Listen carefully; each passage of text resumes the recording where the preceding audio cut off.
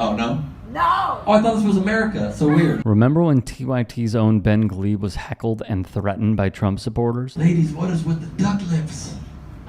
Who has ever seen a woman and been like, yeah, she's hot, but if only she could look more like a duck. I've always wanted to make love to a duck, personally. It's like we love being people, but if we could also be ducks. I think that's why we elected a president who's orange. With a tuft of duck hair on top of his head, whose name is Donald. My favorite policy of his is when he goes, believe me. Don't talk about the Donald! Oh, no? No! Oh, I thought this was America. That's so weird. Oh my God. Don't talk about that. That's exactly what they would say in Russian. Don't talk about Vladimir Putin that way. Don't talk about the Donald. He's got you programmed, man. Holy wow. And at least Putin's like a scary guy. Trump's an idiot. You listen to what he says? We used to have freedom of speech in America. That was part of the country, if you remember that. Pre-Trump, that was freedom of speech.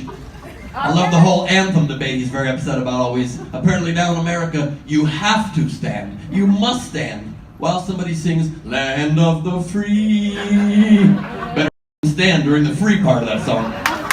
You better stand up when he says how free we are. We don't use our damn brains anymore, I swear to God. You gotta hand it Trump, though. The guy is a brilliant communicator. He really is. He really knows how to boil a message down to a simple component, and he just repeats it over and over again. It's like he's hypnotizing us when he talks, and it works. It works. So you can clearly see. And then after the show, not only did she come up and argue with me saying that you shouldn't make jokes and she's so tired of it, and I said to her, but the whole point of comedy and the history of comedy has been to speak out against social injustice and speak out about politics, and she goes, I know, but I'm just tired of it. Well, if you know, then stop your nonsensical comment and let me do what I do. And then minutes later, a man came up to me in the same audience as I was greeting the crowd after the show, and he says to me, you shouldn't talk about the president like that. I loved your act until then. And I said, well, why not? That's my right to do that. And he goes, I'm just telling you, around here, you talk like that, you're going to get a in the back of the head. Glebe was told this after the show by MAGA, the free speech warriors, the freedom-loving patriots crowd, the America's too soft crowd, pulled this on him. I am not going to stop speaking the truth that I feel needs to be spoken to protect the values that this nation was built on. So have a good day. And he walked off. It's not going to stop me because people have fought and died for this country. So if I have to tell jokes that are hard to tell and deal with consequences that are scary, then so be that, because I'm not going to back down from people who try to intimidate me like Donald Trump tries to intimidate everybody who speaks against him. He would then talk about it with our audience. She was heckling me, and because she wouldn't let me even speak about the president and said you couldn't talk about the Donald, I decided to triple down and go very hard. And then this guy came up to me and he said, you're going to get a bullet in the back of your head.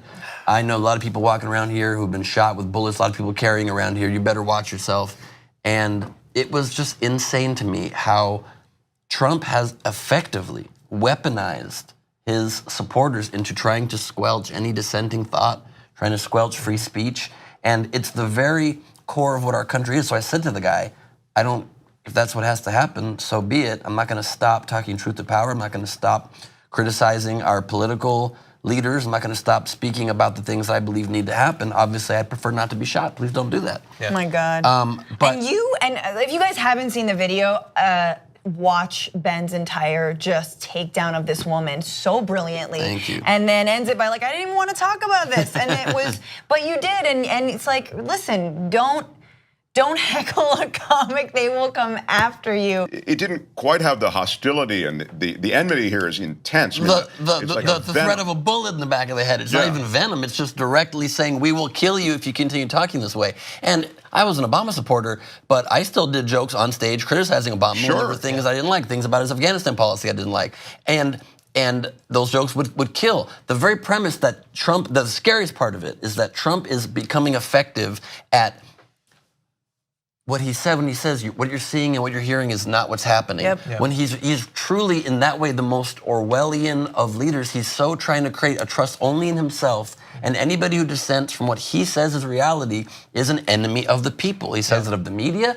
Obviously that extends to entertainers. It extends to anybody that is freely trying to keep our government in check, regardless of party. And it's so about him, and he's the one you trust, dear leader. And that's why he admires so much these authoritarian leaders in other parts of the world who can just crack down on dissent. But that's not what America is. So anyone who's a Trump supporter who remembers also that more important than Trump is the country that you love and the country that you came up in that made you so patriotic, the whole purpose of that country is to allow freedoms, to allow your freedom of speech, freedom of the press, the ability to assemble, the ability to speak truth to power. And if you give that up for this guy who's just clearly making stuff up because he wants to be the most powerful ego on the planet, that's a choice you will really sorely regret. Kudos to him.